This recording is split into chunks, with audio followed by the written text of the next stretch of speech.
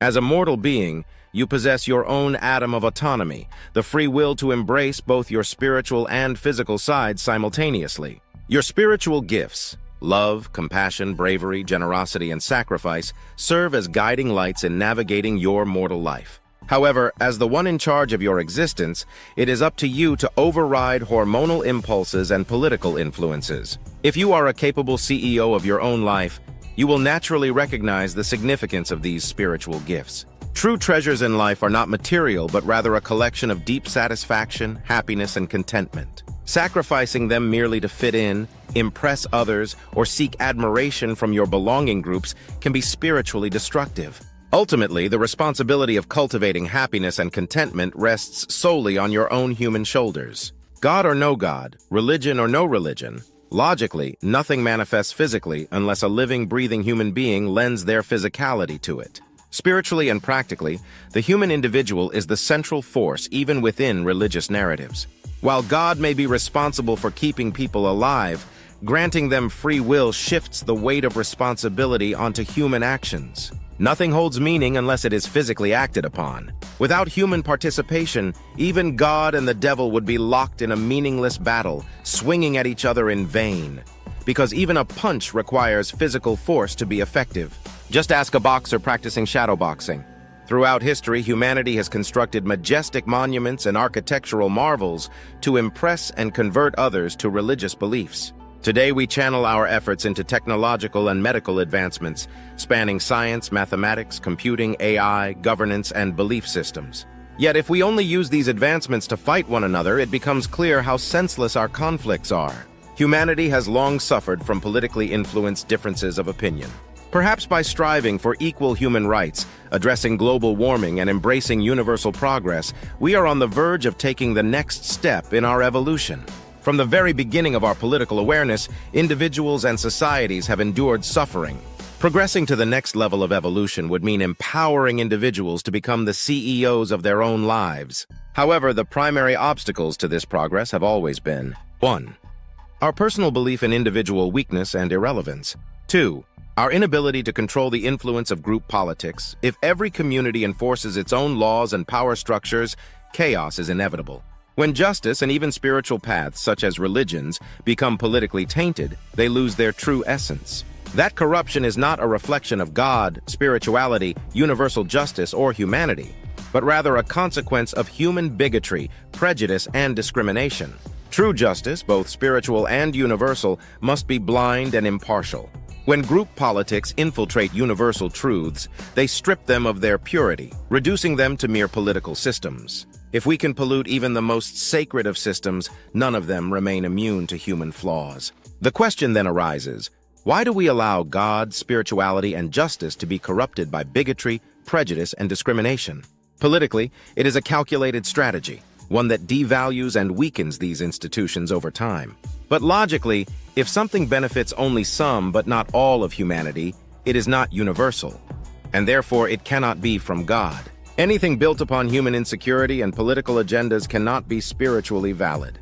You cannot tether human politics, rooted in insecurity, to God, spirituality, blind justice, or humanity as a whole. True universal justice transcends political divisions, and it is only by recognizing this that we can move beyond the limitations imposed by group politics and personal fears towards something greater. An insecure individual often clings to the political status quo, even when it contradicts our evolving nature. Many of our social issues and disputes persist not only because of differing opinions, but also due to traditionally established ways of living.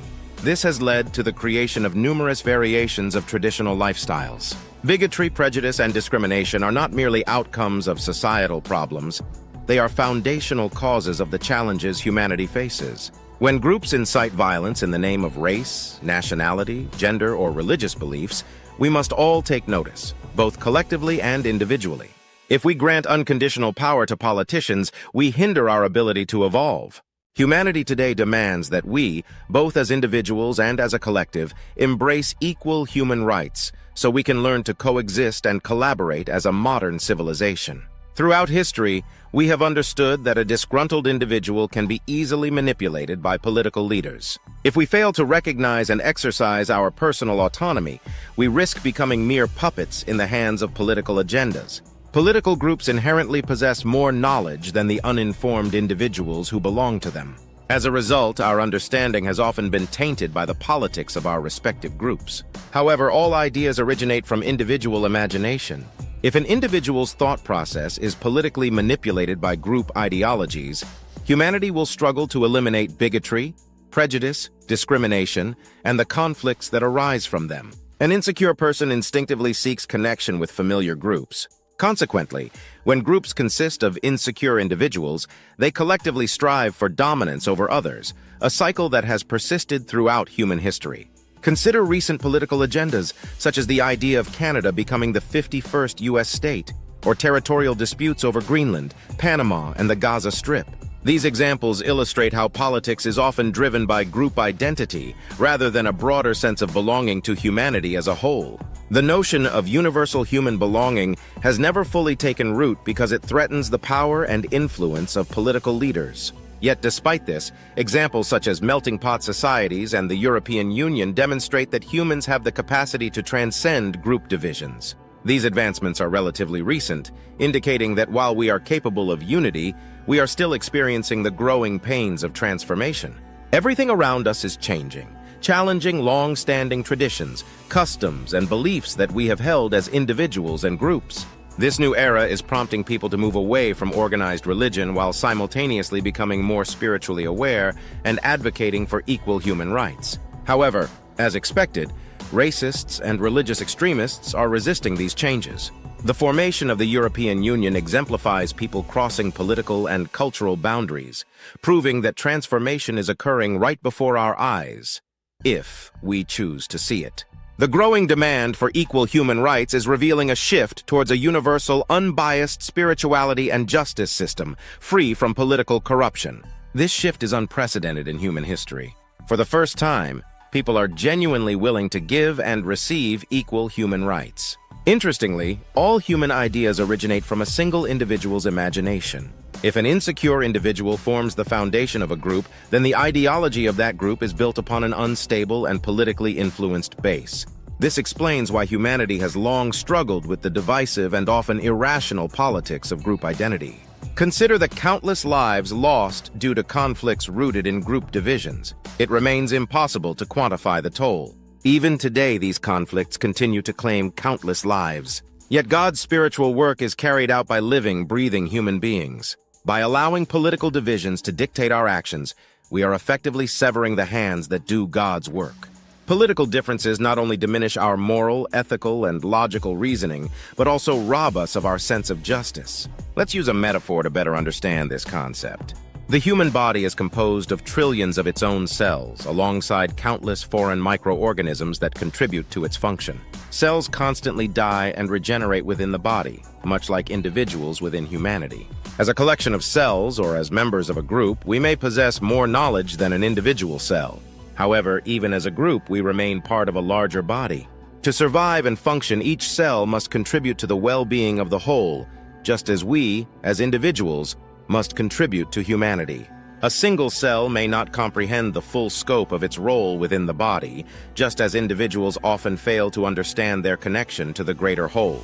Now imagine if the cells in the human body believed they were merely part of an arm or a leg, without understanding how the body as a whole functions. Apply this perspective to yourself, your group, and humanity as a whole. What do you see? To me, there is no difference between the human body, humanity, or God. When we kill one another over group identities, we are essentially waging war on a body part, causing suffering to humanity and, metaphorically, to God. This is akin to an autoimmune disorder, such as arthritis, in which the body mistakenly attacks itself.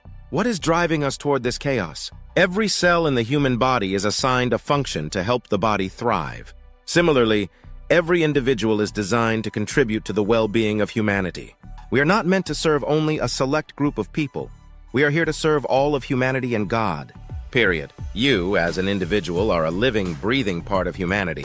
However, the very essence of what keeps you alive remains largely mysterious and non-physical. If your group insists that you belong solely to a particular faction, whether political, racial, or religious, remember that you are part of humanity as a whole. While you may be born into a particular group, your existence and purpose extend beyond its boundaries. The force that sustains life has been debated for centuries, and we are still evolving in our understanding of it. I believe that humanity is an evolving entity. While we do not physically grow wings to become angels or horns to become devils, we manifest our physicality to influence change. In this sense, we are the living, breathing extensions of God and humanity simultaneously.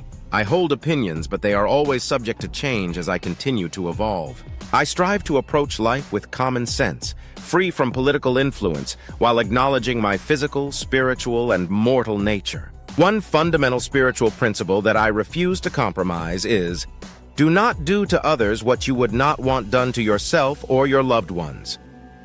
Now take a look at human history. What do you see?